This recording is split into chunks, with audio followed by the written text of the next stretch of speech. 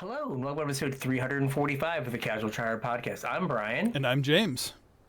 and today we are going to break down the new mechanics from the Avatar The Last Airbender set. Yeah, there's a lot of mechanics. Some of them are returning, and we don't need to go over too much. But the main mechanics for the set are pretty lengthy and complicated, so there's a lot to go over today. Yeah, so we will hopefully do limited archetypes next week, Mm-hmm. And then start talking about Avatar cards. And so if you have Avatar cards you want us to talk about, let us know. Reach out. Facebook, Discord, Twitter, X, email, Blue Sky, all those places. Come in, say hey, and let us know what you would like us to talk about. Yep, like Brian said, it'll be a couple weeks, but we always like to include cards that our listeners want to hear about. So while we always make a list, Brian sends me some cards, I add some cards. There are almost always cards that neither one of us would have picked to talk about otherwise that come from you guys. So if you want to be in on that, or if there's cards you got questions about, where they fit in, how they work, whatever, hit us up. Like Brian said, all those ways to get a hold of us are in the description. If you want to support the show, you can do so via our Patreon, patreon.com/CasualTryHardMTG. Patrons get access to my show notes, so you get a sneak peek about what the upcoming episode is going to be about. Patrons also get access to roughly an hour of content out of us every week in the form of our unshow. That's not something we put out to the general public. We save it just for the patrons. Every week before the show, we spend a little bit of time making sure all our equipment is operational because we're old and technology confounds us sometimes. So we need to make sure all our microphones and cameras and all that jazz are working. And we also need to catch up because we don't see each other nearly as often as we used to. So like I said, we spend about an hour doing that, talking about all manner of things. Sometimes it's magic, sometimes it's not. But we always have fun. And our patrons seem to really like it. We record it and pump it out there for them to listen to. So if any of that sounds good to you, or if you just want to support the show, patreon.com/CasualTryHardMTG. Chip a couple bucks in, support the show. We'd appreciate it. Yeah. So, all right, let's get into these mechanics. They are long. They are long, yes. So if you have watched Avatar, we have 4 mechanics that are based on the 4 types of like elemental, in air quotes, like manipulations, the 4 bendings. Captain Planet? Yeah, we don't sadly have heart. Oh, man. That was the most important one. It was. So what is firebending? So firebending is a new keyword, and it always includes a number. Whenever a creature you control with firebending attacks, you add that much red mana to your mana pool. There's no stipulation on it. Like sometimes when... Is it Burgie? When Burgie adds mana, it persists through phases? Yes. I think, yeah. Yeah, there's no stipulation like that. So as phases change, the mana will empty. And because this adds mana during your attack step, you will not be able to cast anything sorcery speed. So only activated abilities and instants at instant speed you can use it on. Unless you have some way to persist mana. I mean, there are cards that will... wasn't there a dragon that said, like, mana doesn't empty as phases change or something? Yeah, when it dies, you dome them for as much damage. Well, currently in Standard, we have, like, what is Electro Assaulting Battery from the Spider-Man set that, like, red mana doesn't empty across phases or whatever. Yep. So, like, in 60-card formats, that could be a way to keep that mana. Yep. I think most of these firebending cards, at least it said in the article, most of them should have a way to use that mana baked into it. I don't think they all do, because if I remember correctly, when I was going through some of these, there were some that just added mana and didn't have a way to use it. Yeah, but a lot of them do have the way to use it. Yep. So we do have an example card here. We Okay. have Fire Sages. It's 1 and a red for a 2/2 human cleric with Firebending 1. So whenever it attacks, you add a red mana. And there's a little bit of reminder text here that says this mana lasts till end of combat. It's not just that it lasts till end of combat, because it would like empty normally at end of combat. So as long as my understanding of the rules is correct, if you had a way to persist the mana, it will persist. Like this mana lasting until end of combat isn't part of this firebending, I don't believe. Oh, wait. I think, Am I wrong? does mana go away when you go from, like, declare attackers to, like, declare blockers? I'm not sure. I don't think so. Because you're not changing phases. Like, combat Okay. is the phase. Like, declare attacks isn't the phase.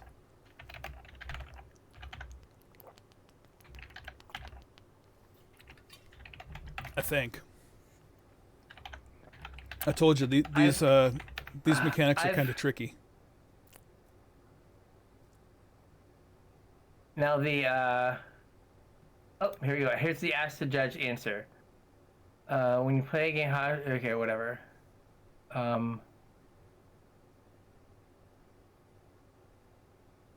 So, does mana leave the mana pool during each step during combat, or only at the end of the combat phase?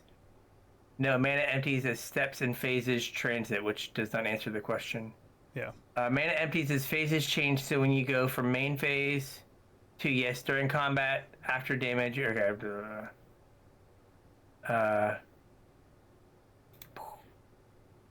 The AI response says yes, but Okay.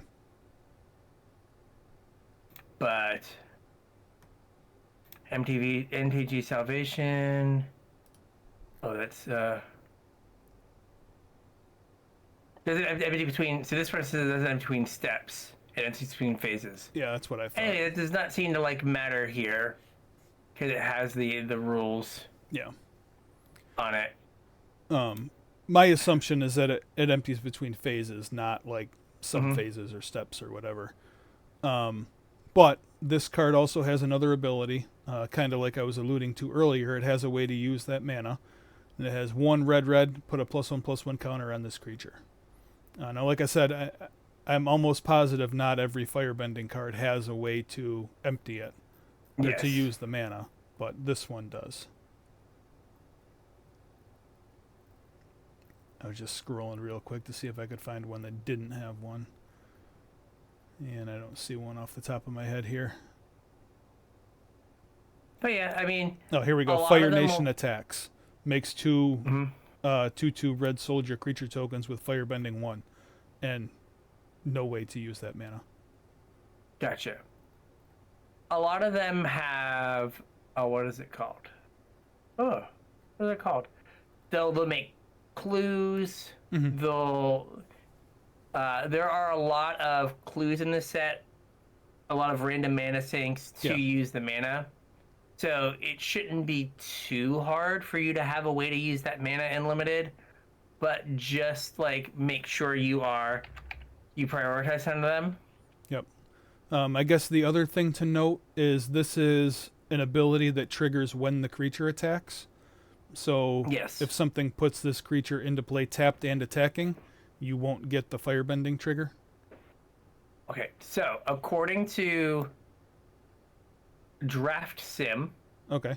on June 18th, 2025, do you lose mana after the combat phase? Yes, mana is emptied from your pool at the end of each phase. Unless a card says otherwise, mana drains from your pool between pre-combat main phase, combat phase, and post... Oh, wait, no. You're right. Yeah. Okay, we're good then. So not between should have read declare that all the way. attacks, declare blocks, damage. Correct. Yeah. Yep, just between Okay. phases. Okay. Excellent. We have now confirmed that Karsten was right and I was wrong. I've done myself a disservice. It doesn't happen very often, so I'll take the wins where I can get them. Yeah. so this day will sit with me. Yeah, so there are some pretty big numbers on these. There's some that go up to 4 and 5. Yeah. So if you can find a way to use that mana, like I think cards like Lightning Strike go up way in value. Like you get to like spend your mana for the turn and sneak in an extra 2 mana. Yeah. Not that it's super competitive, but think of ways that you are already doing this kind of thing. Is it Braid of Fire? Made a whole bunch of mana like during your upkeep. Oh, that's a good point. So like you could use this firebending mana in a similar fashion because it has the same timing restriction. Yeah. Something like, I think, was it Helix Pinnacle was the thing that people were like The green thing. Yeah, pairing with Braid of Fire. It's like X, put X counters on it. If it has 100 counters on it, you win or something. Yes, I do believe that's what it is. Commander cards for 300, Alex? Yeah, well, Correct. like I said, it's, casual things to do, but like if you're a commander player, you probably know some things to do with Braid of Fire. And you can use this firebending mana in a similar fashion. Like you said, anything that's instant speed, anything that's activated ability. Dark Depths, I guess, you could pull a bunch of counters off with firebending. So much mana. Yeah. But yes. So I get airbending, which this was a mistake. There are 3 bullets of rule stuff with airbending. So here we go. Sorry, buddy. So, that's right. Airbend is a keyword action. Airbend a permanent or spell, you exile it. So as long as it remains exiled, the owner may cast it by paying 2 rather than paying its mana cost. And this doesn't change when the card can be cast. So you still have timing restrictions. Yep. So if it's a creature, you have to cast it on your main phase unless it has flash. If you airbend a creature that an opponent owns during your turn, they'll have to wait until their next turn. Okay. So our example here is Appa. Steadfast Guardian is 2 white for a 3/4 legendary creature Bison ally. He has flash and flying. When Appa enters, airbend any number of other target non-land permanents you control. Whenever you cast a spell from exile, create a 1/1 white ally creature token. Okay. Okay. So it's like slow blink. Yeah, it's kind of weird. It's not really blink because you still cast the spell, so you would get like cast triggers Yes. that you wouldn't with blink. And it seems, according to what you just read, that there are cards that will airbend spells, not just permanents. I feel like there's been one, but I do not remember. Which is something that you can't do with blink. That would be Yes. closer to like rebound, right? Or what's his name? The guy who comes in and like bounces a spell and plots it Oh yeah. Yep. and then taxes it for 2. Yep. And they can cast it for free, but it's taxed for 2 Yeah. or whatever it is. Yeah, It's a weird mechanic. it is. That being said, the 1 white 2/2 that plots a spell off the stack, it taxes this by 2 because it says any spell played from exile. Oh yeah. So it would make, if you airbent your opponent's creatures and you had that out, they would all cost 4. Yeah. That's pretty good. So that could slow things down. It also says here that it's possible to airbend lands. Okay. So the airbend ability makes it so that a spell costs 2 more, and you don't cast lands. So if you airbend a land, you would not be able to put it in play. Oh. And similar with tokens, when tokens change zones, they cease to exist. Doesn't matter what zone they change to, they just pop out of existence. So you could not airbend a token and then replay the token for 2, because it would no longer be there. Gotcha. So, I mean, Appa's good against the token deck. Mm-hmm. Yep. Well, I know. I guess it's you control, so you don't need to do that. Yep. Booming. So don't exile your tokens. Yeah, don't do that. Would not advise. Be like, I've got to figure it out. I'll exile this token.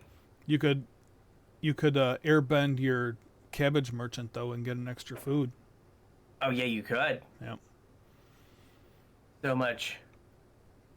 The other thing to note is when you airbend, you are paying an alternate cost for the spell. Mm-hmm. So specifically with X spells, you don't get to pick an X cost. Because, you're paying an alternate cost, so you don't get to choose X. So X will always be 0 when you airbend an X card. So don't airbend the Ugin's Conjurant. Yeah, the X00. Yeah, don't do that. Yeah, don't do that.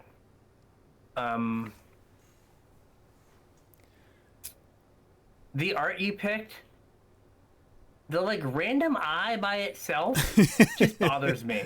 It's not the extra legs, it's the extra eye. I mean, he has extra legs. That's just his shtick.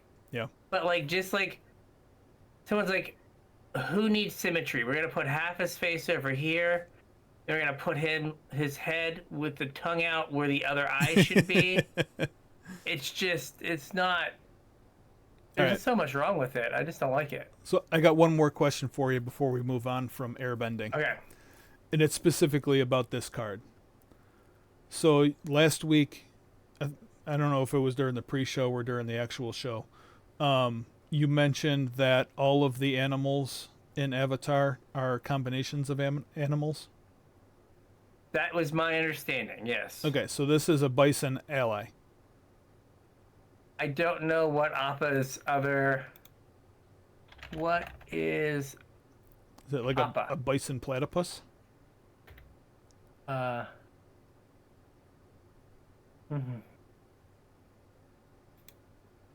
He's a it just says he's a six-legged. Okay, here we're gonna look at Appa on the Avatar wiki. Oh no, the door's open. Oh no. We've been foiled. Oh, there's a cat. Oh, I was gonna ask you if you're being visited. I'm being visited by a cat. Yep. Yeah, I'm not sure, but my understanding was that most of the animals I thought all of the animals were like a mishmash of two. Yeah.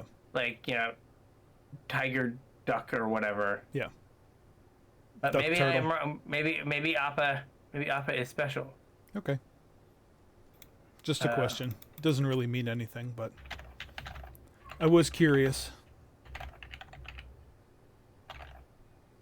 My guess is platypus, the way the feet look and like the beaver-looking tail thing. Oh, Appa is a hybrid of a bison and a manatee. Yeah? I guess you can kind of like see the tail. Yeah, I don't know where the legs and feet come into play there. Those definitely aren't bison feet. Yeah, that is again the AI response. Yeah. To what two animals is he a combination of? Oh, all right.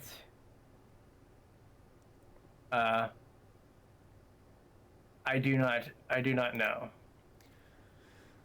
All right, well we can move on from Appa here. And we can. It seems like a loss though. Yeah. We'll go into waterbending next. Waterbend is a cost that always includes an amount of mana that must be paid. Waterbend cost can appear as an additional cost to cast a spell as part of an ability's activation costs, or anywhere else you might be asked to spend mana. To pay a waterbend cost, you can always just pay whatever mana it's asking for, or for each one in that cost, you can tap an untapped artifact or creature you control rather than pay that mana. If you choose to tap a creature to help pay for the waterbend cost, it can be one that just came under your control that turn.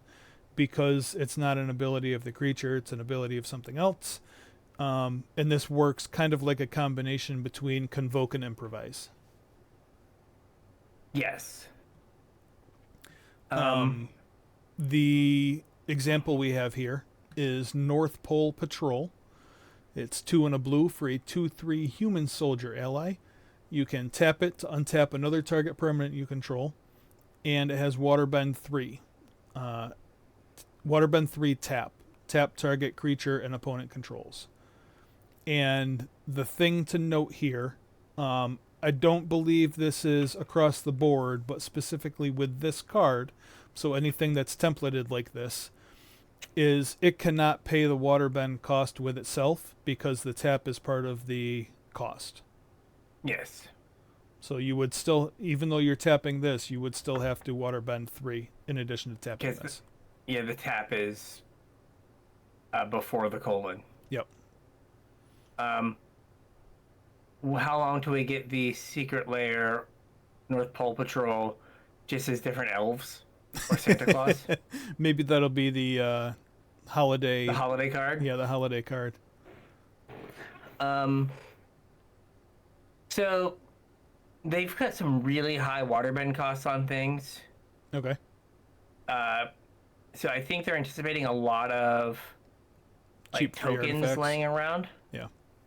And there are a lot of this makes a clue in this set. Like they've stapled make a clue on a bunch of stuff. They actually have that listed as a mechanic. Yeah, so if you have enough tokens laying around that you can waterbend stuff without paying mana, as we have seen, even the most trivial ability that you get to do for free, ends up being a big deal. So if you can make a deck where you have enough stuff that you can just consistently activate things and pay costs and still be able to cast your spells and build out your board, it's going to give you a huge advantage. I don't know if there's enough things that make tokens in standard, thinking weapons manufacturing and whatever. Yep. But I don't know, or was it food fight? I guess food fight cares if you sacrifice foods. But there's a lot of ways to get random tokens. Yep. I don't know if there are enough good waterbend things to justify Make the it worth effort. it. I mean, there is a 4-mana mind control. Okay. Not mind control, mind slaver. Mindslaver. That has waterbend, I think 10. Yeah. 10's a lot. A lot. Yeah. But, I guess Emrakul was a 13/13 that also mind-slavered them. Yeah. So we got a little bit more. But getting the mind-slaver someone on, turn 5 or 6 or something, after you build up a bunch of tokens and creatures. Yeah, I guess I don't know, when, how quick you can build up that number of tokens, but... Yeah, but typically when you mind-slaver someone, you just win the game. Yeah. Yeah, you can usually ruin them. their plan enough that... So it is interesting that they decided to put this is on waterbend's on spells, his activated abilities. But they've done it where when it's on spells, it's an additional cost. It's the spell's going to do something. Yeah, it's like a kicker. Yeah, exactly. It's waterbend as kicker, not waterbend as pay the cost of the spell. So you are still limited to, having to pay the mana and then doing the extra thing. Yeah. So I guess that gives it a little bit of a safety valve. We have seen Kappa Cannoneer improvising and being a problem. Yeah. When it comes down super early. Yep. Right, next up we have earthbending. So earthbend is another keyword that includes a number. When you earthbend, you choose a land you control, and then the land becomes a 0/0 and puts counters. You put +++ counters on that land equal to the number for earthbend. Okay, so it's Awaken. It is Awaken. It does have haste. I don't think Awaken gave the land haste. I think it did. That was a tracking thing that they did, so you didn't have to worry about what lands came into play that turn. Okay, I couldn't remember if they did it before or after that. That would be ideal. I know, like, Wait. Sylvan Awakening gave them haste. I thought Awaken did. Let's see here. Da-da-da.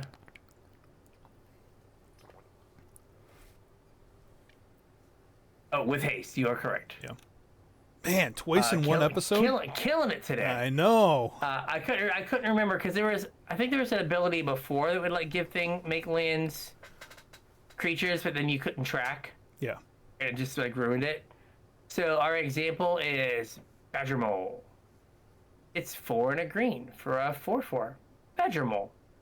And when this creature enters, Earthbend 2. Creatures you control with counters on them have trample. Okay. I mean, perfectly fine ability. Mm-hmm. Like, if this card reads, even if the land is tapped, right? Like, think of a lot of these as the power and toughness on the creature that has Earthbend, Mm-hmm. and then plus something else. So, like, 5 mana for a 4/4 plus a 2/2. Yeah.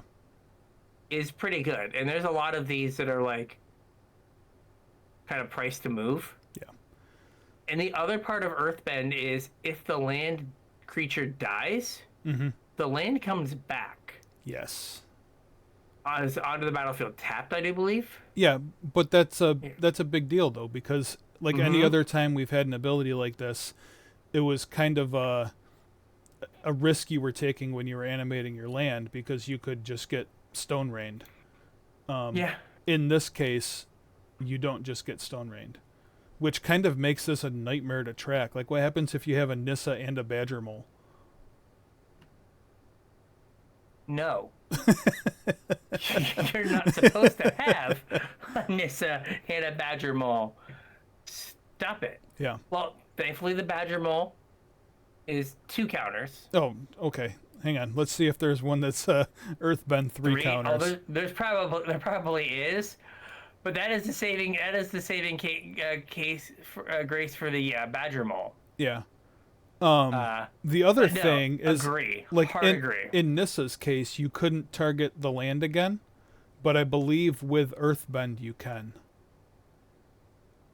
Like, you can Earthbend the same land multiple times to put extra counters on it. The way it's worded, it looks like yes. Yeah. Rock-a-Lanche could be 3 because you Earthbend X. Okay.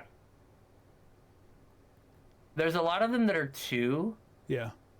But still, creature plus get a... So, like, Earth Kingdom General, 4 mana for a 2/2, make it 2/2. Yeah. Right? Like, that has been, like, a white card for, like, ever that has been okay. Yep. And Boomy, King then- of 3 Trials, has Earthbend 3. There we go. Can't play Boomy and Nissa. Untrackable nonsense. Untrackable. Can't do it. But yeah, tracking Nightmare for like Nissa. Yep. Like, you're definitely setting those. Like, you gotta like set those lands aside. Yeah. Right. Like, no, this one has vigilance. I swear. There is some weirdness that happens when you're dealing with like who controls permanents too. It says here, whoever controlled the creature land as it died or was exiled gets it back, not the owner. That's weird. Yeah. Because like, and there's a delayed trigger. Hang on, let me reread this. Whoever controlled the creature land as it died or was exiled gets it back. If an opponent borrows the land and it dies or is exiled under their control, they'll get it when it comes back. Also, the delayed trigger ability doesn't kick in until the original Earthbend ability resolves. If the land leaves the battlefield in response to the ability that would originally Earthbend it, it does not come back. Okay. Yeah, so if it So it's hasn't part of turned the into a ability land, resolving, yeah. It's got to become the land. Yeah. You can't, like, if you get instant stone rained, you gotta can't get then bent just. first. It's got to get bent before it is protected. Yeah. I think this is a powerful mechanic. Yeah. I think one of the most powerful cards in the set has Earthbend. Yeah, what card's that? It's another Badger Mole. Oh, yeah. The 1 mana one? So Or the 2 mana one? 2 mana. It's 2 mana and like creatures that you tap for mana. Add an extra mana. Add an extra mana. Yeah. So we've had this card banned before. Mm-hmm. And it makes you a creature to tap for mana. Yeah. So this card could do many big things. Mm-hmm. 1 sec. Yep. Yeah, you can pick up sagas. Okay. Yeah, no problem. I think I can handle sagas. We've seen these before. They're returning, and they work exactly the same as they ever did. However, there is one exception. We are now combining sagas and double-faced sagas. So make sure that you are reading the cards appropriately so that you know which ones are double-faced and which ones are not. They work just like they always did. As an example here, we have The Rise of Sozin. It's 4 black for a saga. First chapter is Destroy All Creatures. Second chapter is Choose a Card Name. Search target opponent's graveyard, hand, and library for up to 4 cards with that name, then exile them, and that player shuffles. And then the third chapter is the transforming part. Exile this saga, then return it to the battlefield transformed under your control. And it transforms into Fire Lord Sozin, 5/5 legendary human noble with Menace and Firebending 3. And whenever Fire Lord Sozin deals combat damage to a player, you may pay X. When you do, put any number of target creature cards with total mana value X or less from that player's graveyard onto the battlefield under your control. Whew, that was a mouthful. That was. Yeah, so nothing new here. Other than they're mixing like regular sagas and transforming sagas. Yeah, because I guess when we had the transforming sagas, they all transformed. I think. Yeah, I guess I'm it would pretty sure have they been did. I don't think we've mixed them before. Kamigawa. Well, honestly, like anytime we've had a variation on sagas, it has always been like just the one type. Like when we had Rita Head sagas, there weren't normal sagas in Rita Head sagas, right? We only had Rita Head sagas. I think so. It's so funny that that we didn't have sagas until like what, 4 or 5 years ago? Yeah, Theros Beyond Death. Was that where they started? I knew so. It was like around. I remember the Theros Beyond Death, and so that was 2020. Yep. And it just seems like they're just like, how many different ways can we do this thing? They're so good at telling a story. We got to have ways to tell stories because we don't have blocks anymore. I guess my card must have an entire chapter book on it. Yep. So that I can tell a story. Yep. I like your stay vigilant, my friends. Stay vigilant. Read the card. It explains the card. All right. Next up, we have learn and no lessons. No lessons and no learning. Yep. Lessons and no learning. So learn is not returning in Avatar, but we do get lessons. Mm-hmm. So I think the assumption is that we'll probably get some learning in Return to Strixhaven. Yes, return to Harry Potter. Yep. So we have a bunch of. You said that they were colorless the last time. Like I thought all of so. them? Weren't they all colorless last time? I'm like mixing in my head which were the lessons and which were the learn cards. But they may. I remember a bunch of. So this is a bunch of colorless ones. So Yeah. probably. All the ones that saw any play were colorless. I guess I don't know. Oh no, there were some lessons that had colors. Oh yeah, I guess there were. There was like a hybrid red-white one that like made a spirit. Yeah, or the made an elemental, or Made an the elemental. no, your spirit. Yeah. The red blue one made the elemental. Okay. And then containment breach was the one I was thinking of, the green one that like blew up an artifact or enchantment. Yeah. Okay. So basically, these in this set are just spells. The lesson doesn't matter. So like Aang's journey. That's It doesn't matter for. There's tracking of lessons. there's how things that many are in care your about graveyard. lessons. Yeah, Yeah. but there's no learn cards to go get them, I should say. Right. So there's Aang's Journey, which is 2 mana for a sorcery lesson with Kicker 2. And it is search your library for a basic land card. If this spell was kicked, instead search your library for a basic land card and a shrine. Reveal those cards and put them into your hand and shuffle. You gain 2 life. Okay. So it being a lesson, like you're not going to put them in your sideboard and ever go get them. Right. At least not yet. At least not yet. So like in limited, you're not going to do that. But there are like a mana dork. There's a mana dork that's like tap this for any color of mana or 2 colors of mana to cast a lesson. Yep. And then there's cards that are like, if you have 3 lessons in your graveyard, do a thing. Mm-hmm. Or lesson cards get flashback of 1. Yep. So the lessons, is it a super type? No, it's a subtype, I think. Because super... maybe it is a super type. It's a type? It is a type, though. No, a super type would be lesson- like tribal. Okay. A subtype So it is is- like an equipment. Yeah, it is a type.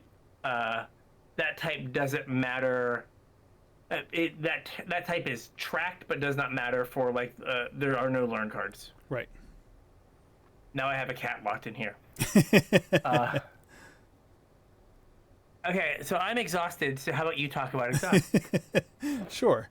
For some reason, exhaust is returning on a few cards.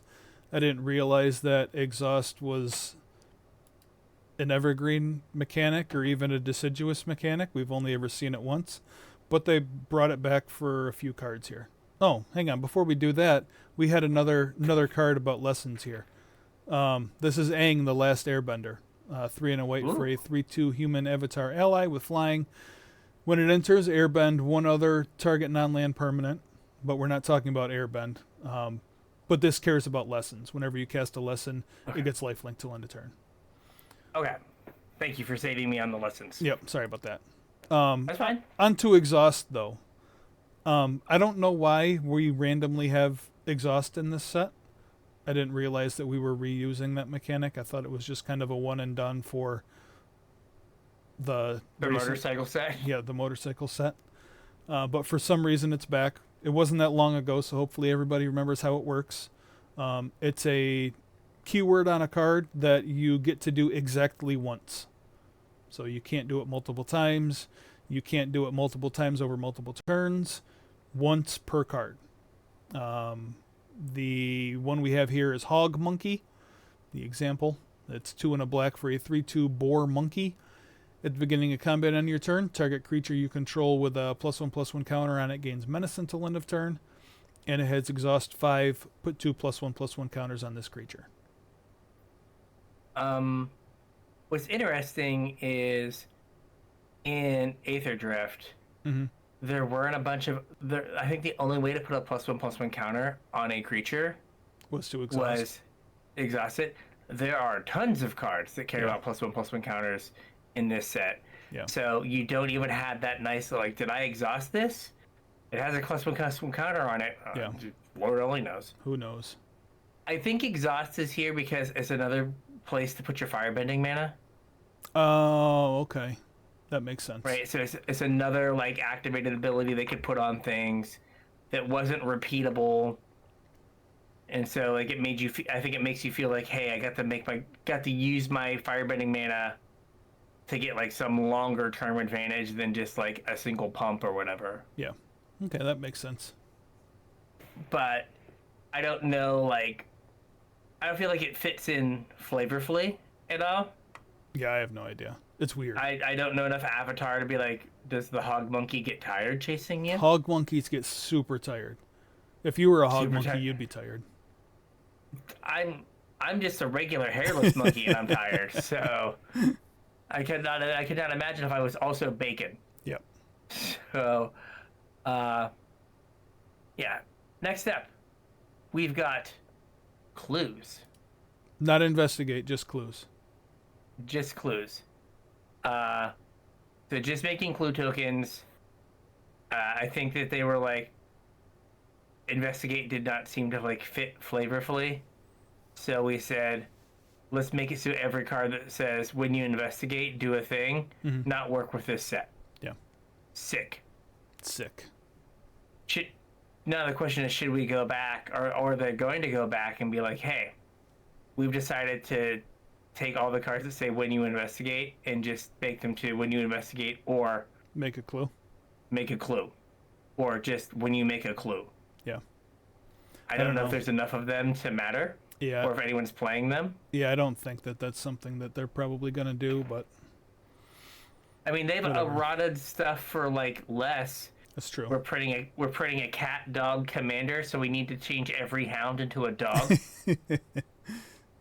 To be fair, that was something the community was clamoring for a number of Fair. years.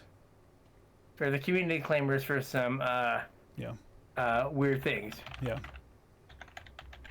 That was kind of How like many cards? a running thing on Blogatog. Okay, I tried to type when you investigate, and it gave me every investigate card. That's not what I wanted. I want when you investigate. Okay, there are no cards if I do that. Whatever. I give up. So we have Azula on the Hunt, which is 3 and a black, or a legendary creature, human noble, who is a 4/3, has firebending 2, and whenever Azula attacks, you lose 1 life and you create a clue token. This is basically whenever Azula attacks, lose a life, draw a card, but with extra steps. Yep. Which, fine. Like, fine, uncommon. But there are a lot of things that just, like, when they come in, you make a treasure. Or you make a clue, I'm sorry. Yep. So there's just a lot of those things, and again, I think it's a good place to put firebending mana. Mhm. Pow, Yeah, pow. especially here. Yep. Makes sense to me. Yes. One mechanic left. It's an easy one.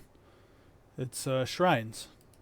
Shrines are just a subtype of enchantment. The important thing to note is that they trigger all your shriney stuff. Now, what's interesting is this is the first time that we have ETB shrines. Shrines usually triggered on your upkeep. Did the last ones? I thought the last ones were templated differently. Or no, the last one's triggered on your end step, right? Something like that. Let's look at shrines. So this is these are the first ones that care about like when this enters, do a thing. So yeah, so the Kamigawa Neon Dynasty ones are at the beginning of your end step. Yeah. And then the old ones Or during at the your beginning upkeep. of your upkeep. Yeah. And, then And these these are ones are ETB and upkeep? Or no, ETB and no- ETB. ETB and ETB. Yeah, okay. So you get the payoff immediately, but you're not guaranteed the recurring incremental value Yeah, because you have to draw another shrine. right. Where the old shrines you were and we had that's right. In an M21 they took it out of the upkeep and they moved it to the beginning of your pre-combat main phase, which really rolls off the tongue. Much better. I forgot about no those notes. ones. Right. So these are the first ones that are going to care about when something enters. Yep. So again, like they're going to play more like spells that just sit on the battlefield, and you get to like kind of recast that spell whenever you cast another shrine. Yep. it's an interesting way to do the shrines. Mm-hmm. We've not seen it this way before. I think it is like indicative of like some like power creep, right? Because before it was like you've got to spend this mana and wait an entire turn cycle. Yeah. Then something happens, and then M21 wait an entire turn cycle. Then something happens. Yep. Kamigawa, okay, at the end of your turn, we're not gonna make you wait the whole time. We're not animals. And now it's like as soon as this resolves, you get your thing. Yep. No waiting. Just I'll go. This is also like the shrines of missed triggers. Like these are just gonna be like. I don't know. I think if So you're is it- playing shrines, your triggers are pretty important because that's basically all you have. Yeah, but I mean, just like at pre-release, Oh how many yeah, people are gonna like play their like third shrine and like miss a trigger, sure. or like play that shrine and then forget that they have another shrine, Yeah. and then like on your turn you'd be like, "Did you kill my creature with your shrine? Oh, oops. Yeah. I guess you can put the counters on it because I'm like cool, but now like it's harder. Yeah. Thanks. Yeah. It should be. Sanctum of All should get better. Mm-hmm. I think I have a bunch of those. So come on, Daddy needs a new pair of shoes. There you go. Speaking of new pair of shoes, Gavin got light up Spider-Man shoes. Did they come You with get the best- Porky Parker? They did not. There was no hot dog cart. No. But he might be whatever the super spider, the 5-color Spider-Man. That might be Gavin now. Okay. Cosmic Spider-Man or whatever. Cosmic, exactly. He steps on them, the lights go around in a circle, they blink real fast. Nice. So he is the Spider-Man now. Nice. All right. So I think that is all the mechanics. Mm-hmm. Just as a side note, I think in the pre-show you talked about how modern Magic is now designed oftentimes for Arena to do the heavy lifting. Yeah. Could you imagine 10 years ago if they came out with a set that had like this many mechanics? Not a chance. And like I said at would the ju- top of the show, like these mechanics are kind of complex. They're not, maybe not exhaust and lessons and sagas, but the bending mechanics, there's a lot going on Mhm. with those. A lot of timing restrictions and like little corner cases to watch out for, and they're not easy. Yeah, like they could have just done the 4 bending mechanics Yeah. and not had treasures and sagas and all the other stuff, but they're just like, whatever, Arena will handle most of this. Yep. So, but next week will hopefully be other stuff. Will hopefully be Limited archetypes. limited archetypes in the signpost uncommons. Yep. But so with all that, I think we got a show. We got a show. So if you want to reach out, let us know what you want us to talk about. If you want to talk about what you have specific cards you want to hear about for Avatar, let us know. Facebook, Discord, Twitter, X, email, all those things. Come in, say hey, Blue Sky even, Yep. and let us know. Absolutely. Hit us up. Give us a list. I will be looking out for them. If you Checking want it to, twice, perhaps. not quite yet. We got about another month before that. Okay. If you want to support the show, patreon.com/CasualTryHardMTG. Chip a couple bucks in, get access to my show notes, get access to about another hour of content out of us in the form of our unshow, and support us at the same time. We would appreciate it. Yeah. So with that, we'll catch you on the internet. We'll catch you on the internets.